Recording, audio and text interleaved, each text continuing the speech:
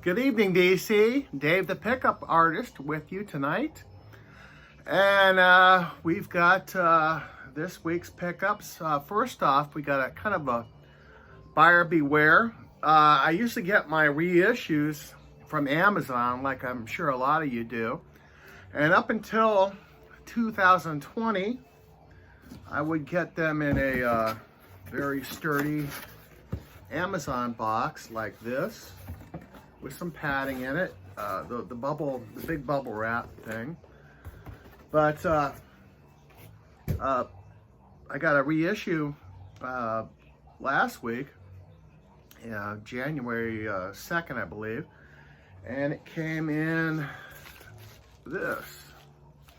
So apparently this is where Amazon is going with the records. I don't really care for it. You know, it's easy to break them. I've already had a couple of warps in the original packaging, but I don't know about this at all. Another thing you got to be careful is pulling the record out. You can actually damage the record on the bubble wrap, the cover of the record on the bubble wrap, pulling them out. So hopefully that's not going to be a thing for very long, but you know, I can understand why they're doing it. It's a lot cheaper than the boxes, but yeah, the first one I got is a reissue of the United States of America. I've had the second of the American Metaphysical Circus albums, the Joe Bird albums, and this was the first one. It came out in '68, I believe.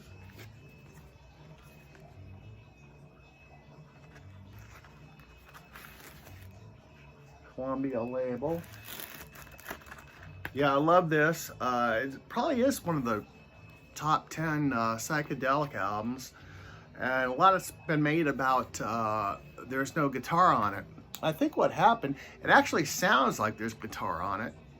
It sounds like fuzz guitar, but I think this gentleman right here, Gordon Marin, hooked his violin. He was a violinist in the band. I think he hooked it up to some sort of monstrous, it looks like it anyway, fuzz box type thing. Who knows what went on? There's not a lot of info about the recording of this. We do have the lyrics and everything on it, but I'd love to know more about it. But yeah, that was my Amazon pickup. I usually get a couple reissues a month. And during my historic Rolling Stones mono pickup, I actually got this at the Goodwill. Rain of Fire. Best of Johnny Cash. Great condition, actually, for a thrift store. This is about 33 cents, maybe.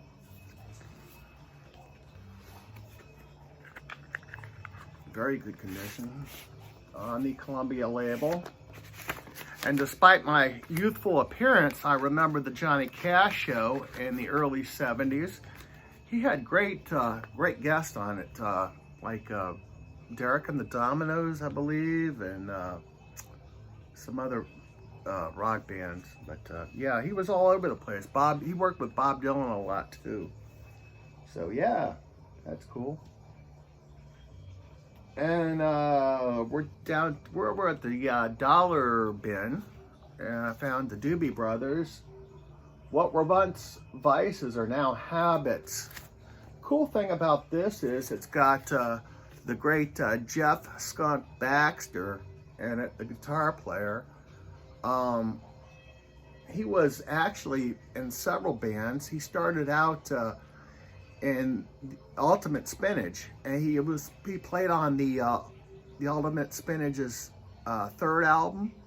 Then he joined the Holy Model Rounders, I believe it's pronounced, for a short bit. After that, he hooked up with Steely Dan for I think he was on 3 or 4 albums. Everybody was a guest on Steely Dan's albums, but and after that, he actually right now, he's still alive and he's working for NASA, believe it or not. So yeah, it's cool to pick that up. I think he actually joined Spirit in the 80s. He was a lifelong friend with Randy California, and they had an album out called Spirit of '84 or something like that, and he played on it. This was also in the dollar bin. I couldn't believe it. Paul McCartney solo album. I have a confession to make. I had never heard this album. Never heard it. Of course, I'd heard the single, Maybe I'm Amazed. I've heard that one, but I never heard the album in its entirety, and I really love it. It's one of those one-man band type things where he plays every instrument. The only other voice you hear is that of Linda McCartney. And yeah, I'm definitely going to listen to this again before I put it up. I really enjoyed it.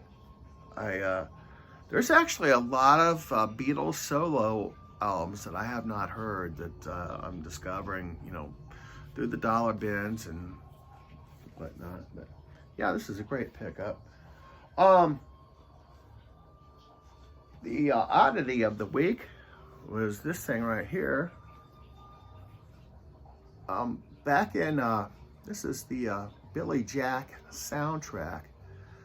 Back in the early 70s, late 60s, early 70s, there was a franchise that featured this character named Billy Jack, who was a half Indian Vietnam vet who was always getting in trouble. And the first movie came out in, I think, 1967, and it was called Born Losers. It was kind of a biker flick.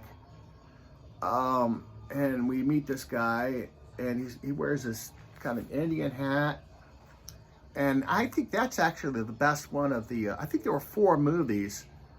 This was the second one that came out, and this one, he is like helping his girlfriend out with the some sort of hippie commune that are also, they're always getting flack from the local authorities and all the I guess bigots in the town that are always picking on him. And he's got a kind of martial arts back. He's kind of like Rambo, only without the Italian stallion swagger.